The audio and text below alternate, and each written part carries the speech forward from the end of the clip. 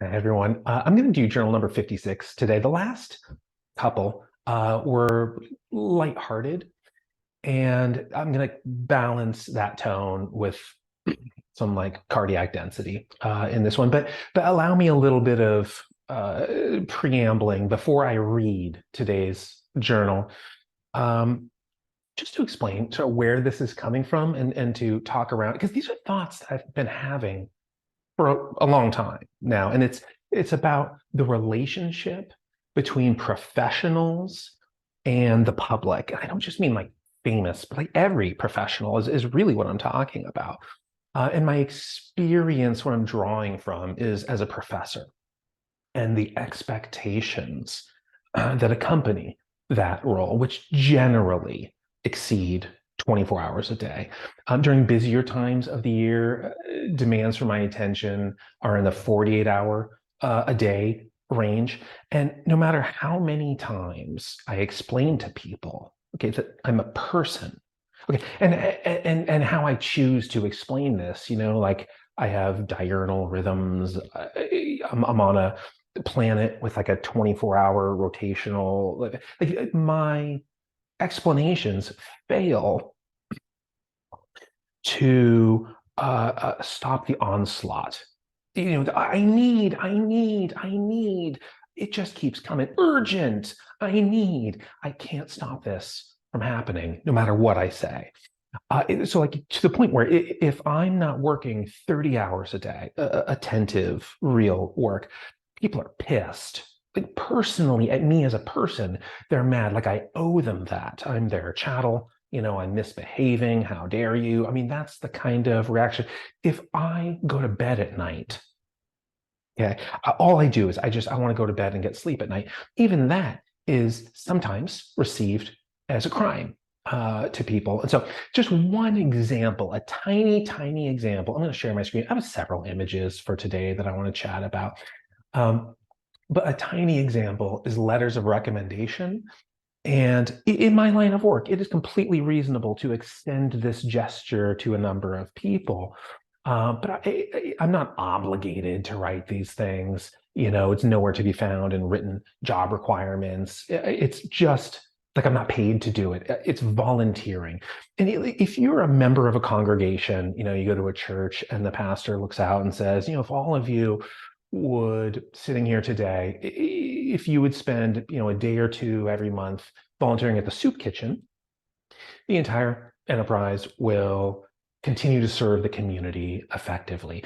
That's kind of the perception of these letters of rec, an hour or two a month or something. But the reality is, if you look at the image, in the last 2 years, I don't even keep all of them. Right? I might keep 90% of them or something like that. But of the letters I've kept, and not counting the ones that are in the queue right now. I mean, at any given moment, I have a Disneyland ride length line of people impatiently waiting for letters of recommendation, not counting those, not counting the ones I've discarded. I've written 609 letters of recommendation in the last 8 years. I did the math. That's a letter every 4.8 days. Okay, and these aren't short, like, boilerplate, let's get in and get out in 20 minutes. There are specific questions that individual institutions ask, these Likert scales and formatting different. This takes time. And this is just one thing in my catalog of invisible work expectations that other people don't see. This is just one thing. Add in 75 other expectations on me, demands on me. And this is not a possible job for any human who has ever lived. Okay, and I'm not famous. I mean, that's the thing, is like I'm only dealing with local expectations. Famous people are dealing with global demands, global expectations. And I can only imagine what that must be like. And so I've been wondering lately, in a very sympathetic way, about people like Patrick Rothfuss is who I'm going to talk about. And I have some images here as well to share. And let me just set the scene to say that I'm an admirer of Rothfuss's work. I guess a fan. I've never quite grown fond of that word, but I certainly admire his work. And so this is an image of me giving a lecture. This is one of my graduate classes. It's clinical physiology. And in this particular moment, I'm talking about the neurochemical fingerprint of pursuing a mystery, solving riddles, uncovering clues, what that looks like in the brain. It doesn't matter what I'm talking about, but I have chosen Patrick Rothfuss to be the mascot of this lecture, of this lesson, of this particular content. Let me pull up the slide itself so you can see what it is that my students saw. Now I'm wearing a shirt. I photoshopped myself into a picture of myself into this slide, and me wearing the "You Have Died of Chandrian" shirt, right? So this is me representing Patrick Rothfuss in the classroom, me incorporating Rothfuss in the classroom, but I incorporate him at home too. This isn't just like a professional thing. And so at the end of every single year, Audible, or at least in recent years, Audible will send me an email and say, "This is what you listened to for the year that just happened. Like, let's look back on the year and see what it is that you listened to and got through." So this one isn't that interesting. It's just genres, but let's look at the authors. Okay, here's a picture of the author. Now, this isn't just me, right? This is a household Audible account, and the household is Marie and me. It's my wife and me. It's the two of us. There's a lot of Rothfuss in there. Okay, between the two of us, we listen a lot to everything that he's done, and we didn't discover him that year in 2022, right, or the year before, or the year before that. These are not just rereads; these are rereads, right? And so the point of sharing this with you is to say that I too, like many other people in this community, right, I too look forward to more Rothfuss work. I mean, I wait with something stronger than alacrity for book 3 and his other whatever other works he decides to deliver. What I would never do, okay, is conflate my interest, my desire, my interest with his obligation. I mean, never, ever, ever would I insist on me being in control of his daily behaviors or productive, like as a marionette or something. I mean, I just find that behavior, I find it so creepy when people do that. And yet, right? And yet, when I look around and survey the internet and look at society, I see these large factions of people doing, I mean, like exactly that. And it's not just a Rothfuss. It's to a large group of people. Rothfuss just happens to be, not happens to be, but Rothfuss is a notable victim in what, I mean, it's really becoming this sort of socially sanctioned form of bigotry. It's really what it is. And it's like, I mean, it's a really self-righteous version of it, but it's not just ghouls in the comment boxes, okay? It's like booktubers. It's people with a voice, people with platforms, okay? People who otherwise exhibit a kind of like progressive posturing in the sentences that came before and after their bigotry. And so it's reached this point where I feel compelled to comment on it. And something stronger than my desire to comment is stronger than just like, oh, I'm a little itchy. I just want to scratch this itch and slough it off into the public air. Like I feel like a public service announcement is required at this point. And more qualified people should be making it than me. But so this is just my effort to start the conversation. This is my effort to get these sentences started and then pass off. I hope the torch doesn't burn out in my hand, but okay, I'm done prologuing at you. Let's read today's journal. Journal number 56. Monday, May 29th, 2023, writer-reader relationship, part 1. Expectations. Hi, everyone. In March of 2007, while I was homeless and sleeping in public spaces, Patrick Rothfuss was undergoing a metamorphosis from larval Wisconsinite to international literary monarch. As soon as he spread his wings, the public felt entitled to pluck them, to bludgeon him with contempt over his failure to deliver on their expectations. In doing so, they revealed a deep and poisonous ignorance. In Journal 51, I described a useful skill honed by illness, the ability to discriminate between authentic coping and cheap copies of the real thing. I've seen Patrick Rothfuss speak openly about his mental health, and his honesty is obvious. But no amount of explanation, no matter how vulnerable and candid, can disarm or defend against his assailants. Simply put, ignorance is impenetrable armor. Is there anything I could say that might disrobe them of it? No, of course not, but I'm still going to try.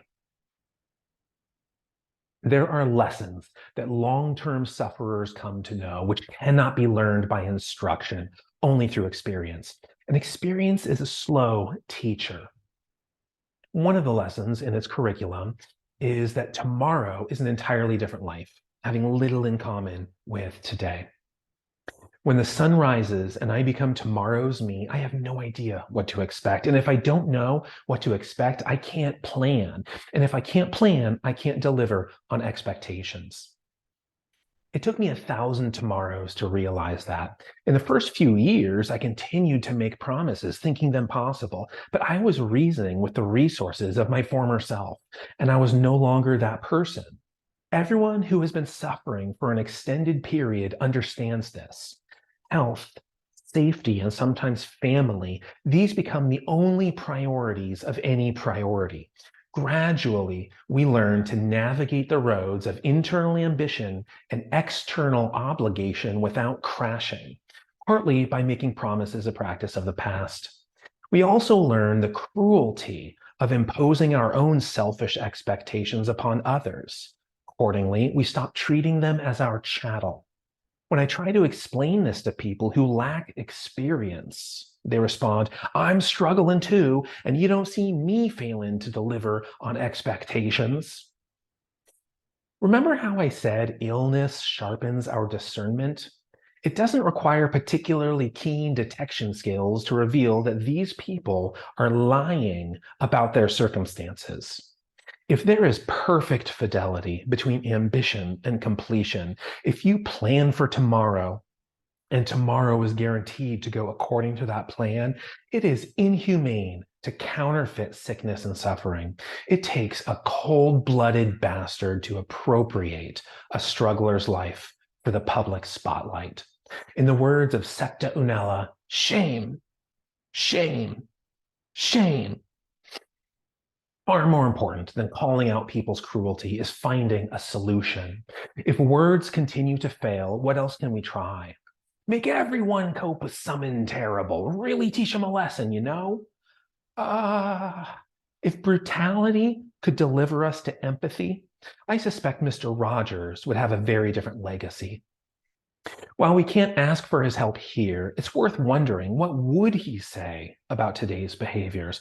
What would Mr. Rogers' perspective be on the principal goal of life being to maximize clicks, likes, and shares, no matter how much trauma it inflicts? Does abusive content enhance the algorithmic prominence of your post? Then of course you should ridicule suffering people. Can you imagine Mr. Rogers advocating this behavior as he slips off his dress shoes and picks up his blue sneakers? We're going to keep aging, you and me, and aging. Along the way, atrophy is inevitable, in most areas anyway. Fine motor skills, brute strength, semantic memory, quickness of foot and wit. All of these will decay. But there is something we can continue to develop right up until the grave: compassion. And what could be a nobler goal than that? We're all ignorant today, and that's okay, as long as we continue to shed it, one molting at a time, making every instar better than the last. Okay, so that's it for number 56. But I'm going to epilogue at you for a little bit, because like, I know that a lot of people, if they see this, okay, they're going to ignore everything I said about expectation, right? About applying external obligations to people, about the indenturing of our celebrities. And they're just going to gripe about Rothfuss's charity. I know that's coming. But I mean, someone has to say it. Every dollar did what it was supposed to. Whatever dollar was pledged had the effect that was promised. The goats are in Tanzania, or whatever it is, and who gives a shit about anything else? I mean, seriously, nothing else matters. Yeah, exploding, but a public explosions about whether someone read a book chapter out loud. To me, this does not reveal, a finely tuned, like, sense of proportion. And when I explain this to people, when I say this to people, invariably, like 100% of the time, their response is, no, no, no, no, no. It's not just that. Right? It's not just that. That was simply the last straw. That's what they say every single time. And like, it's actually the first straw. I mean, count them. I did. Like, I counted one. That's it, right? This is not hard math to do. And I looked. I mean, I scrutinized his history, looking for a straw of any kind, right? A plastic drinking straw, like a agricultural, like a crop straw, and I couldn't turn up anything. And like invisible imaginary straws, these don't count. And there's just no way that this one straw could be felt by any living camel. That's just not believable. And so we continue, for some reason, to make such a fuss about this. And it's weird. What we should do, a good exercise for, I think, most people, is to look into your heart. I mean, like, figuratively, but like, in a quiet, contemplative, zenful space, look into your heart and reflect honestly on this situation. And if you emerge from that deciding that you cannot afford a struggling person one single straw, I don't, what kind of a monster are you? I mean, seriously. Now, there's an interesting phenomenon. There's a funny-ish phenomenon that I've observed in healthy people who are kicking around the unwell, in that they don't see themselves as villains. Their like self-identity, does not approximate to a bully or a bigot. Right? They see themselves as the heroes. I mean, they really do, in this like bizarre reconfiguration of the facts. And either they're putting on Academy Award performances, these people, or they really do believe, in their deep downs, that they're in the right. But unprovoked public dissemination of spite and disdain, okay, are so seldom in the right. But they have this righteous mindset about what it is they're doing, and you interrogate them on this. You ask them to defend themselves, and when they do, their justification of their words sounds remarkably close to the defense of some like vile ism. It's racism, it's sexism, like, it's fill in the blankism, whatever it is. And when I explain this to them, I mean, they're like, well, how could I be a bigot? They say, how could I be a bigot when my very next sentence is attacking phobic people? The question itself is a thesis on as an answer. I mean, like we don't need to probe this one very far. But let me offer a couple of sort of minor points on this, which is there are, I mean, innumerable roads, these avenues of bigotry. And these people, I mean, very exuberantly have chosen not to travel this road and this road and that road. And that's good. That's healthy. That's, good for them. But this avenue over here, they're on it. Okay. And they're not just on, they're like in their convertible with the top down, radio blaring, speeding, and weaving in and out of traffic. And they have a bumper sticker that says, like, honk if you mock sick people. That's honestly what it sounds like when I encounter these criticisms, these this public hatred that I see. That's really what it sounds like. But ignoring that, if you have some progressive line about, I don't know, gender or whatever, that does not shield you from criticism of every other variety on earth. And there are infinity examples to illustrate this. Dick Cheney is my favorite go-to for this. And in the W years, okay, Cheney had a very progressive, publicly stated position relative to his peers and relative in that time on homosexuality and rights and marriage. And that does not mean that Cheney was left-wing on every other sociocultural issue. Just having some position or making some claim does not provide cover everywhere else. I don't want to keep talking about like political figures and stuff. Let's get back to the present moment and talk about the people who are berating the unwell. In the same paragraph in which they like let their bigotry about sick people off its leash, right? I mean, sometimes in the same breath, they go on to appropriate the experiences, the hardships, the lives of people who are suffering, and that is just, that is metastatically ignorant. That type of correspondence. But let's not end on like a horrible down note. Let's go into a major key and end someplace positive, someplace uplifting, which is that in the journal, what I just read a few minutes ago, I said that ignorance is okay. And it is. I truly believe that. And I think everybody does, because everybody is ignorant about a trillion things. This is one of few situations in which Me Too applies to every living soul and everyone who has ever lived and everyone who will ever live. We're all ignorant about infinity things. What are we doing about it? That's what's of consequence. And so for me, after every molting, I look back at last year and 2 years ago and 5 years ago, and I check if I'm making progress. Am I better than I was back then? Look over my shoulder at my former self, and do I feel like I'm making improvement? Look inward, okay? Look in your heart. See about today. What are you today? Are there areas where you can continue to improve?